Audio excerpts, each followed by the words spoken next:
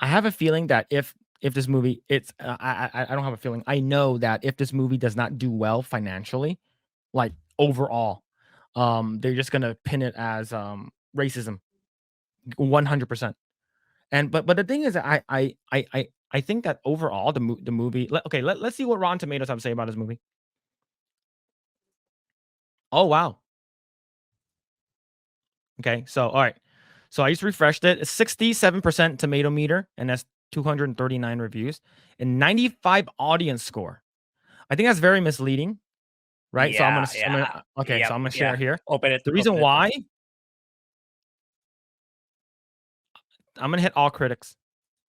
Okay, and top critics. So this is all critics. So top critics. So if it's all critics, it's overall 67. So it's like a D, right? So if you hit all Yeah. critics, it's at a 46. So these are like top critics, people who actually. So that's pretty bad. That's 6 out of 10. Yeah, sort of bad. Let's see all audience. Okay, that feels more like it. Yeah. This is the movie I watched, right? Yeah. And the thing is that I have like 3 or 4 friends who's watched the movie. They're like, "Oh my god, Halle Berry is so good as Ariel. She's perfect. The movie is perfect. Oh my god, this is so good. This is so good." And then you watch the original, and you're like, "No, it's not. It's awful." Yeah. So Right? that's the thing with this remake. It's like I don't, you could just write new stories. I mean, there's so many people, there's so many cultures, ethnicities out there that have not been tapped. I mean, with your resources, you can easily do the research. You can easily do the research. Hire writers that actually want to tell a good story, and then there's like it's so hard to outdo the original. It's like, and Mhm. with Bailey, it's like I feel like from the beginning, ever since we saw the very first time she was revealed, when it got racial, oh, why is she black? It's like I felt kind of terrible for her. It's like I know that she's not a terrible actress. It's just that they used her as a political weapon. That's the only Mhm. reason why. Yeah, I mean, that's absolutely. my take. Yeah. Yeah.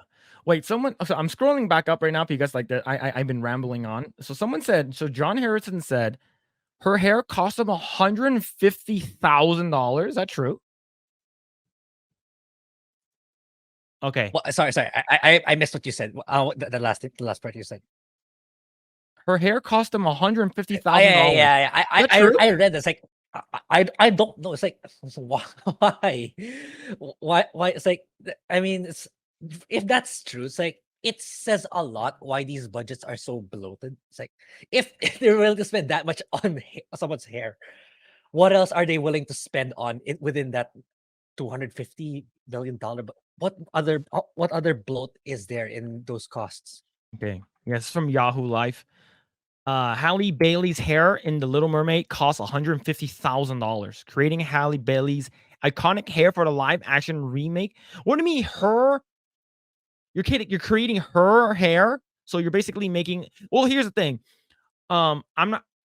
According to my wife, she says that like black people, their hair is like it's different. It's basically that the texture is different, and if it touches water, it gets really weird, right? Because it's really hard to dry too, or something like that, and they don't have oil or something, so it gets very the material the texture gets really weird very often. But that's insane. $150,000. Yeah, it's like I don't know. It's something as mundane or some as hair. It's like, can you imagine? It's like if you see a breakdown of a spreadsheet. Okay, this is everything we spent. It's like chances are normal people get so horrified. It's like, why did you spend this much on this? Why did you spend this much on that? It's like, I mean, now at a time where it's challenging to actually make money, you'd think that they'd be more meticulous with this kind of thing, but no, apparently not. Yeah. Okay, so I'm gonna read the quote here. Hallie's locks are down to her waist, over 24 inches, and putting her hair in a wig was going to look crazy. Friend continued, if we take hair and wrap it around her locks, we don't have to cut them and we don't have to color them. We can just change the color without changing her internal hair structure. Her structure and her hair are her. Uh, my god. I'm not guesstimating, but we probably spent at least $150,000 because we had to redo it and take it out. You couldn't use it, and then we had to start again. It was a process. Damn. That's a lot of money. That's Yeah. that's that's wild, Mhm. man. But it's yeah, it's not good. It's like I said, I do agree with the Rotten Tomatoes, like actual like top critics and all audience. I think this is the actual one. I believe in even like Metacritic, if I'm not mistaken, uh It's also gave him a low score too, right? yeah. I would trust Metacritic more than Rotten Tomatoes. Oh, there it Yeah, is. Metacritic score 59, user score yeah. 2.1. It's Oh. like Rotten Tomatoes has a reputation of really rigging things for corporate. Mhm. Yeah, Yeah, it's not good. Let's see. Oh, that's a lot of negative reviews. A lot of negative reviews. Let's see. Is this the worst remake? No. Is it the best remake? No. It's what you would expect of a remake. The CGI is wonky at times. Romance scene seems forced. Songs are underwhelming and don't hold up to the original. And the only song that I liked was McCarthy's "Poor Unfortunate Souls." I'm pretty sure that's what it is.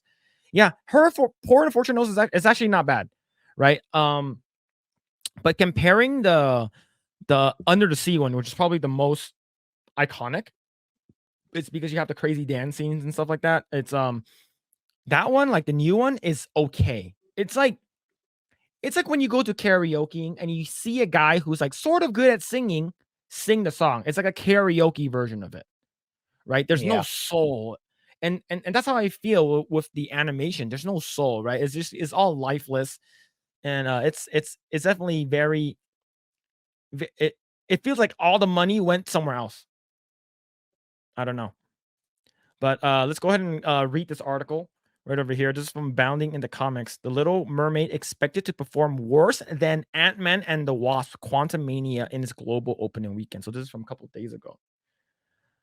Yeah, So when you report, yeah, go ahead. that's gonna be Go ahead. yeah, that's gonna be a disaster. If that's actually, I don't know, but I think it would do better.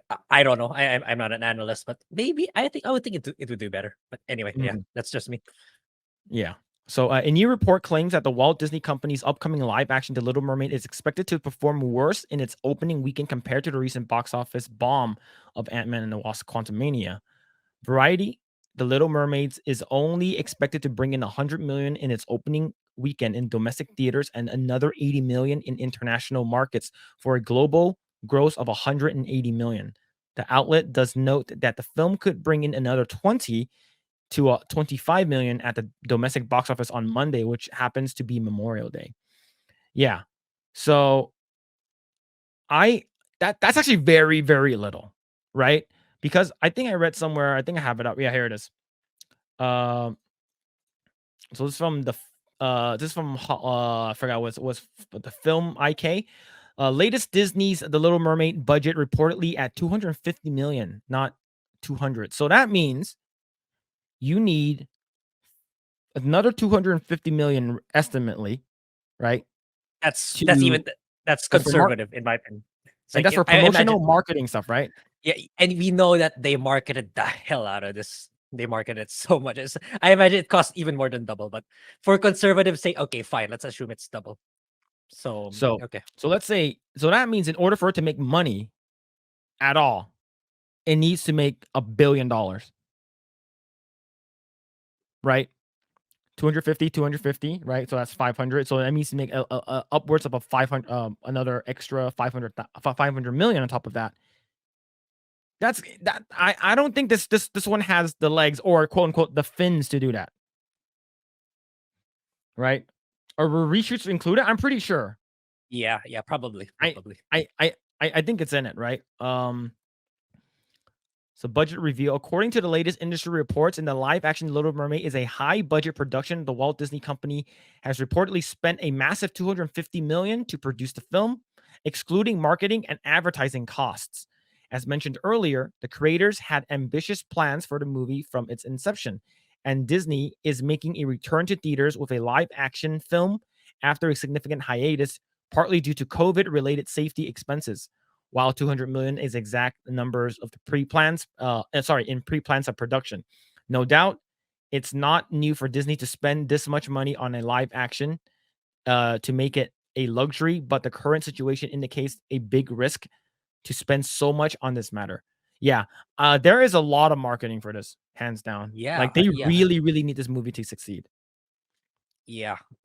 It's like it's every what, every month, every 2 weeks we get a new trailer or we hear something about it. They've been marketing it a lot, so I Mhm. imagine it's even more than the usual. Thanks for checking out this segment of the Project Eggroll podcast. If you like what we do here, please like, share, subscribe, hit the notification bell, and you will know next time when we go live. We do go live every Saturday at 8 p.m. Once again, we are just getting started. Tons of more video to come. Thanks, and we'll see you guys next time.